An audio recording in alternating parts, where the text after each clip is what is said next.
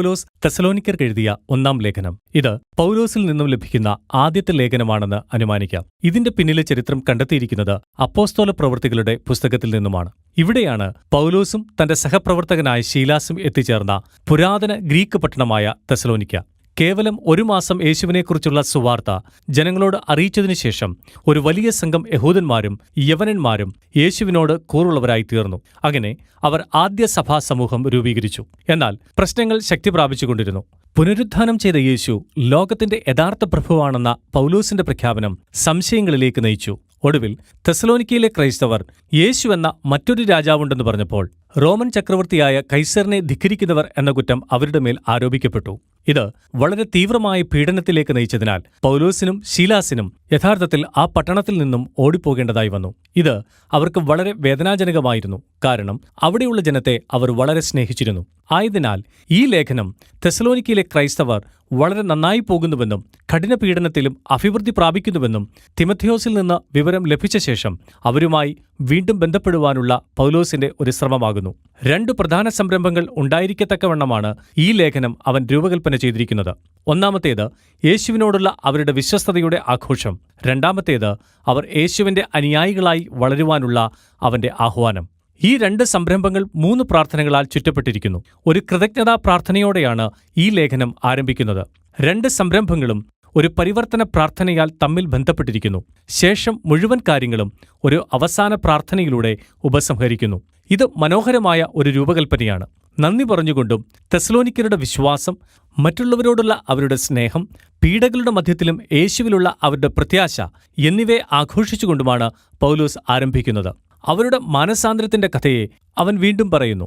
എപ്രകാരമാണ് അവർ വിഗ്രഹാരാധനക്കാരായ ബഹുദൈവ ആരാധികളായിരുന്നതെന്നും ഗ്രീക്ക് റോമ ദൈവങ്ങളുടെ പ്രീതിക്കായി നടത്തിയിരുന്ന ആചാരങ്ങളും പ്രസ്ഥാനങ്ങളും നിറഞ്ഞ ഒരു സംസ്കാരത്തിൽ ജീവിച്ചിരുന്നത് എന്നും പറയുന്നു. ജീവിക്കുന്ന സത്യദൈവത്തെ സേവിക്കുവാനായി അവർ എങ്ങനെയാണ് ആ വിഗ്രഹങ്ങളിൽ നിന്നും തിരിഞ്ഞുവന്ന് ഇപ്പോൾ സ്വർഗത്തിൽ നിന്നുള്ള ദൈവപുത്രന്റെ തിരിച്ചുവരവിനായി കാത്തിരിക്കുന്നത് എന്ന് പൗലോസ് പറയുന്നു.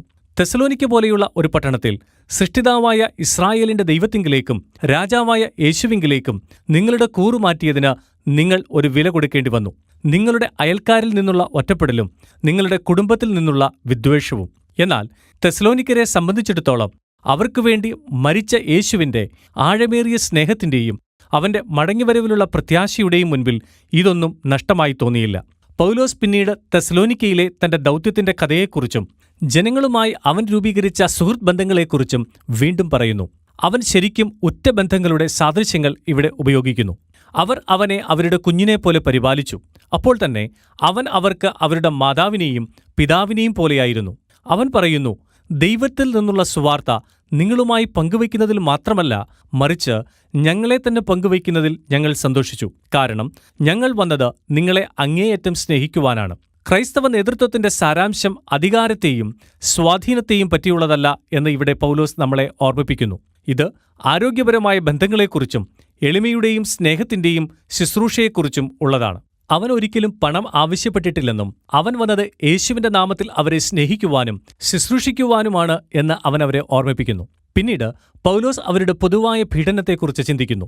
യേശു സ്വന്തം ജനത്താൽ തള്ളപ്പെടുകയും കൊല്ലപ്പെടുകയും ചെയ്തതുപോലെ പൗലോസ് ഇപ്പോൾ തന്റെ സഹ യഹൂദരാൽ പീഡിപ്പിക്കപ്പെടുന്നു. അതുപോലെ തെസ്സലോനിക്കർ തങ്ങളുടെ ഗ്രീക്ക് അയൽക്കാരിൽ നിന്നും എതിർപ്പ് നേരിടുന്നു. യേശുവിന്റെ സ്വന്തം ജീവിതത്തിന്റെയും മരണത്തിന്റെയും കഥയിൽ പങ്കാളിയാകുവാനുള്ള മാർഗമാണ് തങ്ങളുടെ ഈ കഷ്ടതകളെന്ന അറിവ് പൗലോസിന് ഒരു പ്രത്യേക ആശ്വാസം നൽകുന്നു. അതിനാൽ അവരെ സഹായിക്കുവാനും അവർ എങ്ങനെയുണ്ടെന്ന് അറിയുവാനുമായി അവൻ തിമഥെയോസിനെ അയച്ചു. അവർ ശക്തിയോടെ മുന്നേറുന്നു എന്ന് തിമഥെയോസ് സന്തോഷത്തോടെ കണ്ടെത്തുന്നു. അവർ യേശുവിനോട് വിശ്വസ്തതയുള്ളവർ ആയിരുന്നു. അവർ ദൈവത്തോടും അവരുടെ അയൽക്കാരോടും സ്നേഹം നിറഞ്ഞവരായിരുന്നു. മാത്രമല്ല, പൗലോസ് എത്രമാത്രം അവരെ കാണുവാൻ ആഗ്രഹിച്ചോ അത്രമാത്രം അവരും ആഗ്രഹിച്ചു. പിന്നീട് പൗലോസ് ഒരു സഹിഷ്ണുതയുടെ പ്രാർത്ഥനയോടെ ഉപസംഹരിക്കുന്നു.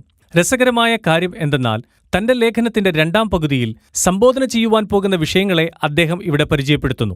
അവർ തങ്ങളുടെ പ്രത്യാശ രാജാവായ യേശുവിന്റെ മടങ്ങിവരവിൽ ഉറപ്പിക്കുമ്പോൾ അവരുടെ സ്നേഹം വർദ്ധിപ്പാനും വിശുദ്ധിക്കായുള്ള അവരുടെ സമർപ്പണത്തെ ശക്തീകരിക്കുവാനും അദ്ദേഹം ദൈവത്തോട് പ്രാർത്ഥിക്കുന്നു. അവൻ ലേഖനത്തിന്റെ 2-ാം സംരംഭം ആരംഭിക്കുന്നത് യേശുവിന്റെ ഉപദേശങ്ങൾക്കനുസരിച്ചുള്ള ഒരു ജീവിതത്തിലേക്ക് അവരെ വെല്ലുവിളിച്ചുകൊണ്ടാണ്. ഇതിനർത്ഥം ഏറ്റവും ആദ്യമായി വേണ്ടത് വിശുദ്ധിക്കും ലൈംഗിക നിർമ്മലതയ്ക്കും വേണ്ടിയുള്ള ഒരു ഗൗരവമായ സമർപ്പണം ആണ്. അച്ചടക്കമില്ലാത്തതും നാശകരവുമായ ഒരു ലൈംഗിക സംസ്കാരത്തിന്റെ മധ്യത്തിൽ സമർപ്പണമുള്ള ഒരു വിവാഹ ഉടമ്പടി ബന്ധത്തിനുള്ളിൽ ലൈംഗികതയുടെ മനോഹാരിതയും ശക്തിയും അനുഭവിക്കുന്നതിനെക്കുറിച്ചുള്ള യേശുവിന്റെ ഉപദേശം അവർ പിന്തുടരണം.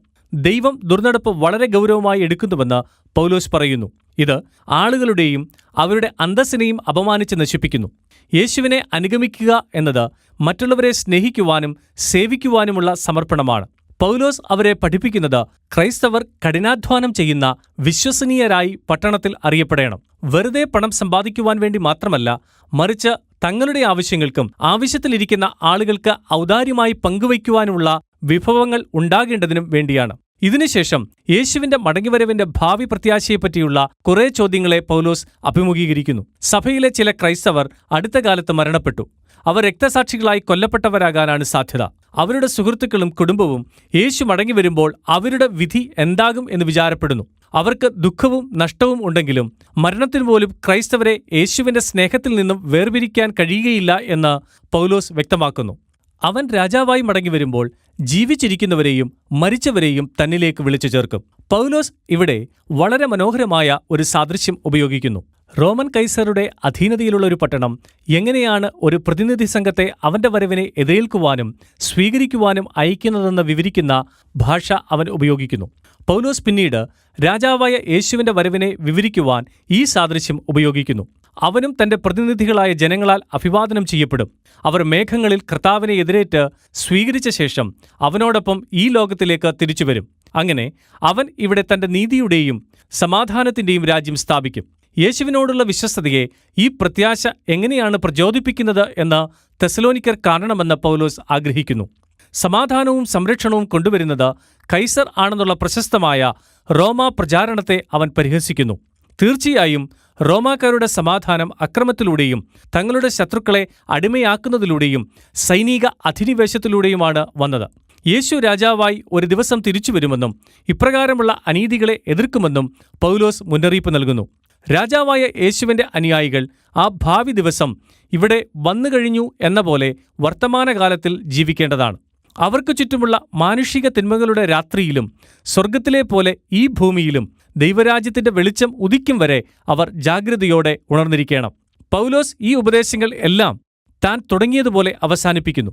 ദൈവം അവരുടെ ജീവിതത്തെ തന്റെ വിശുദ്ധി കൊണ്ട് നിറയ്ക്കേണ്ടതിനും രാജാവായ യേശുവിന്റെ മടങ്ങിവരവ് വരെ ദൈവം അവരെ പൂർണ്ണ സമർപ്പണമുള്ളവരായും കുറ്റമറ്റവരായും വേർതിരിക്കേണ്ടതിനും പ്രത്യാശയോടെ പ്രാർത്ഥിക്കുന്നു. 1 തെസലോനിക്കർ നമ്മെ ഓർമ്മിപ്പിക്കുന്നത് തുടക്കം മുതലേ യേശുവിനെ രാജാവെന്ന നിലയിൽ അനുഗമിക്കുന്നത് യഥാർത്ഥത്തിൽ നിലവിലുള്ള സംസ്കാരത്തിന് എതിരായ അഥവാ വിശുദ്ധിയുടെ ഒരു ജീവിത രീതിയെ സൃഷ്ടിച്ചിരുന്നു എന്നതാണ്.